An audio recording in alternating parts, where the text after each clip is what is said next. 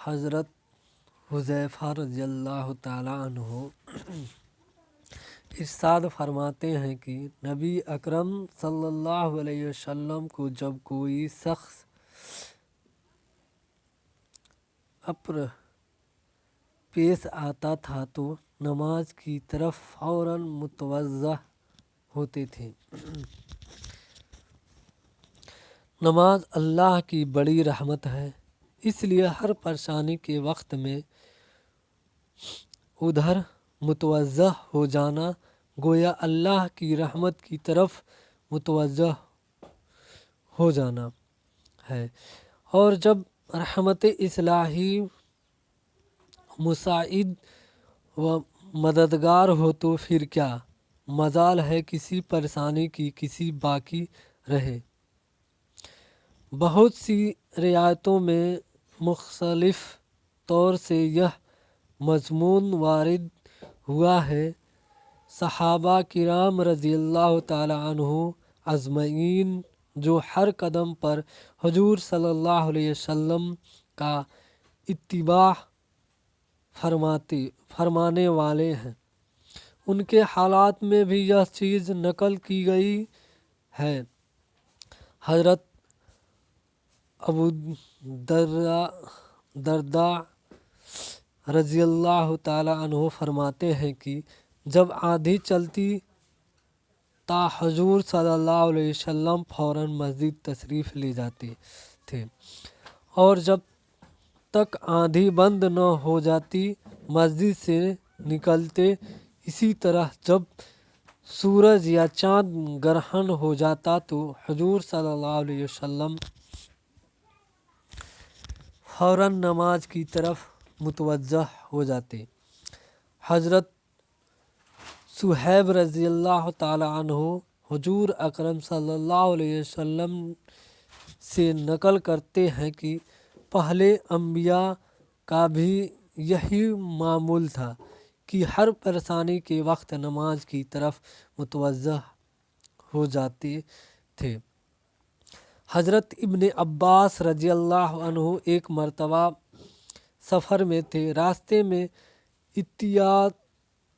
اطلاع ملی کہ بیٹے کا انتقال ہو گیا۔ اونٹ سے اترے، 2 رکعت نماز پڑھی، پھر انا للہ و انا الیہ راجعون پڑھا، اور پھر فرمایا کہ ہم نے وہ کیا جس کا اللہ تعالیٰ نے حکم فرمایا ہے، اور قرآن پاک کی آیت وَاسْتَعِینُوا بِالصَّبْرِ وَالصَّلَاةِ تلاوت کی۔ ایک اور قصہ اسی قسم کا نقل کیا گیا ہے کہ حضرت ابن عباس رضی اللہ تعالیٰ عنہ تشریف لے جا رہے تھے، راستے میں ان کے بھائی قسم کے انتقال کی خبر ملی۔ راستے کے ایک طرف کو ہو کر اونٹ سے اترے، 2 رکعت نماز پڑھی اور اتحیات میں بہت دیر تک دعا پڑھتے رہے۔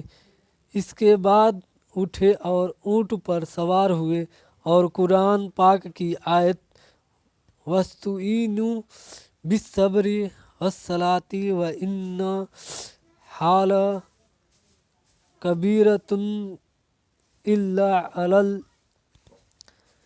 الْخَاشِعِینَ اور مدد حاصل کرو صبر کے ساتھ اور نماز کے ساتھ، اور بے شک وہ نماز دشوار ضرور ہے مگر جن کے دلوں میں خشوع ہے ان پر کچھ دشوار نہیں۔ تلاوت فرمائی۔ خشوع کا بیان تیسرے باب میں مفصل آ رہا ہے۔ انہی کا ایک اور قصہ ہے کہ ازواج مطہرات میں سے کسی کے انتقال کی خبر ملی تو سجدے میں گر گئے۔ کسی نے دریافت کیا کہ یہ کیا بات تھی؟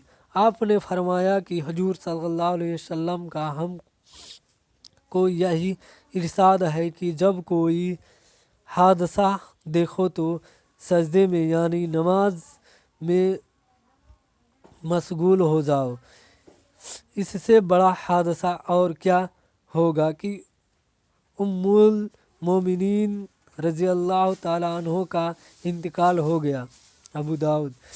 حضرت عبادہ رضی اللہ تعالیٰ عنہ کے انتقال کا وقت جب قریب آیا تو جو لوگ وہاں موجود تھے ان سے فرمایا کہ میں ہر شخص کو اس سے روکتا ہوں کہ وہ مجھے روئے، اور جب میری روح نکل جائے تو ہر شخص وضو کرے اور اچھی طرح سے آداب کی رعایت رکھتے ہوئے وضو کریں، پھر مسجد میں جائیں اور نماز پڑھ کر میرے واسطے استغفار کریں، اس لیے کہ اللہ لسانہ وَاسْتَعِینُوا بِالصَّبْرِ وَالصَّلَاةِ کا حکم فرمایا ہے۔ اس کے بعد مجھے قبر کے گڈھے میں پہنچا دینا۔ حضرت ام کلثوم رضی اللہ تعالیٰ عنہ کے خاوند حضرت عبد الرحمن رضی اللہ تعالیٰ عنہ بیمار تھے، اور ایک دفعہ ایسی سکتے کی سی حالت ہو گئی کہ شب نے انتقال ہو جانا تجویز کر لیا۔ حضرت ام کلثوم رضی اللہ تعالیٰ عنہ اٹھی اور نماز کی نیت باندھ لی۔ نماز سے فارغ ہوئی تو حضرت عبد الرحمن کو بھی افاقہ ہوا۔ لوگوں نے پوچھا کیا میری حالت موت کی سی ہو گئی تھی؟ لوگوں نے عرض کیا جی ہاں۔ فرمایا کہ دو فرشتے میرے پاس آئے اور مجھ سے کہا چلو احکم الحاکمین کی بارگاہ میں تمہارا فیصلہ ہونا ہے، اور مجھے لے جانے لگے تو ایک تیسرے فرشتے آئے اور ان دونوں سے کہا کہ تم چلے آؤ، یہ ان لوگوں میں سے ہیں جن کی قسمت میں سعادت اسی وقت لکھ دی گئی تھی جب یہ ماں کے پیٹ میں تھے، اور ابھی ان کی اولاد کو ان سے اور فوائد حاصل کرنے ہیں۔ اس کے بعد 1 مہینے تک حضرت عبد الرحمن زندہ رہے، پھر انتقال ہوا۔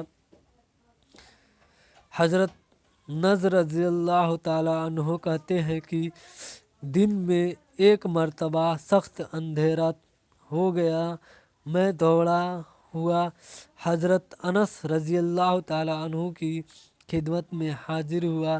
میں نے دریافت کیا کہ حضور صلی اللہ علیہ وسلم کے زمانے میں بھی کبھی ایسی نوبت آئی ہے؟ انہوں نے فرمایا کہ خدا کی پناہ، حضور کے زمانے میں تو ذرا بھی ہوا تیز چلتی تھی تو ہم سب مسجدوں کو دوڑ جاتے تھے کہ کہیں قیامت تو نہیں آئی